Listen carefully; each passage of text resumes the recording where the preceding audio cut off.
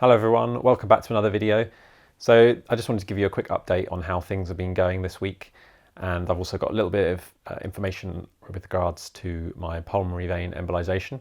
But I'm going to start by talking about something that's going to maybe make me sound a bit like a broken record, I suppose, because I've been struggling a little bit with some pains from my first operation to remove a neuroendocrine tumour from my small intestines. So that was 8 weeks ago now, and since that operation I've been getting some intermittent sort of sharp stabby pains low down in my abdomen, and those pains have continued a bit and been a little bit worse perhaps this week or so, last week or so. And the pattern I've been kind of getting is in the morning I feel okay, I'm pretty much pain free, and those pains will creep in throughout the day. And it's just quite frustrating because I mean I'm not really sort of bent over double in pain, but the pain is always there and it's hard to concentrate on anything else. And I just find myself having to kind of lie down and do nothing, which is quite frustrating. And I want to be doing something useful with my time if I can do some work on my computer or anything like that. But I have been finding that those pains have been getting brought on a little bit by perhaps being in certain positions too long. Whereas previously I found it difficult to pinpoint exactly what was causing the pains. I do think now the pains are caused by position and activity. So I've even been finding that if I go out on a walk, I have to stop and lie down because the pains come on. Now I'm not massively worried about the pains. Obviously it is a bit annoying that they've gotten a little bit worse this last week, but I don't think there's any huge red flags going on or anything like that. My digestive system is working normally. I'm able to eat well. I'm able to go to the toilet fine.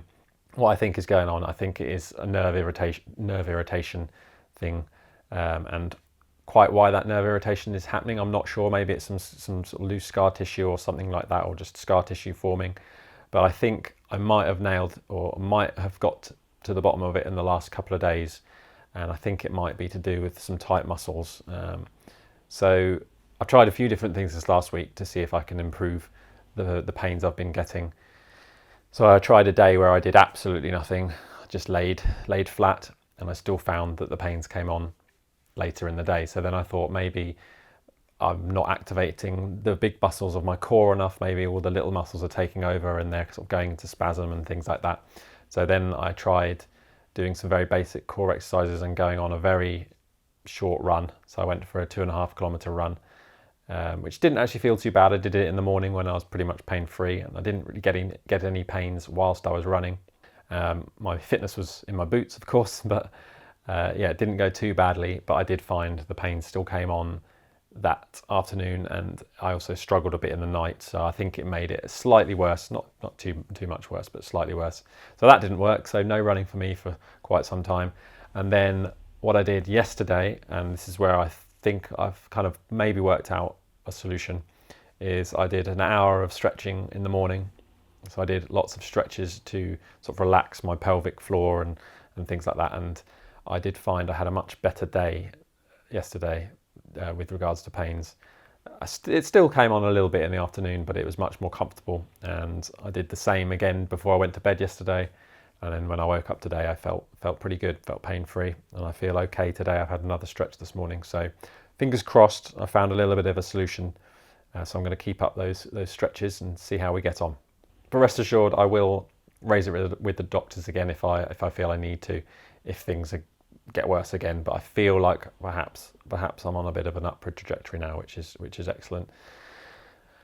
And yeah, I think it's important just to get through the next couple of liver procedures, and then once I'm through all that and I've got rid of all the tumours, and kind of reassess things and see if I've got any issues with my muscles or my nerves and things like that, and I can tackle it then. So in terms of my pulmonary embolization, so I had my pre-op assessment this week. Just had my pre-operative assessment done, just to go over what happens at a pre-op. So you have your bloods taken, have an MRSA, swab, an ECG, and you have your chest listened to, basically just a general inspection of your health. So the pre-op that I had was for my pulmonary embolization, and I believe it is also going to be for my liver resection, so I don't think I'm going to need another pre-op, but yeah, we'll see. But I did also get a preliminary date for my pulmonary vein embolization, so I got a call yesterday and they told me that it's hopefully going to be on Wednesday the 23rd of June, so not long now. Now, I am slightly sceptical whether it will happen on that date or not, and the reason being is that I have to have a COVID test 3 days prior to going into the hospital, and yeah, I don't know, we'll see. I'm waiting for a phone call today. Hopefully they've got all the details for me today to get that done, but yeah, otherwise we're going to be cutting it a bit fine, so yeah, we'll see. But preliminary 23rd of June, and I was told that it's likely to be an overnight stay unless they get me done first thing in the morning, and then they might let me leave in the evening. But yeah, I was told to kind of expect another night in hospital, which is, yeah, fair enough.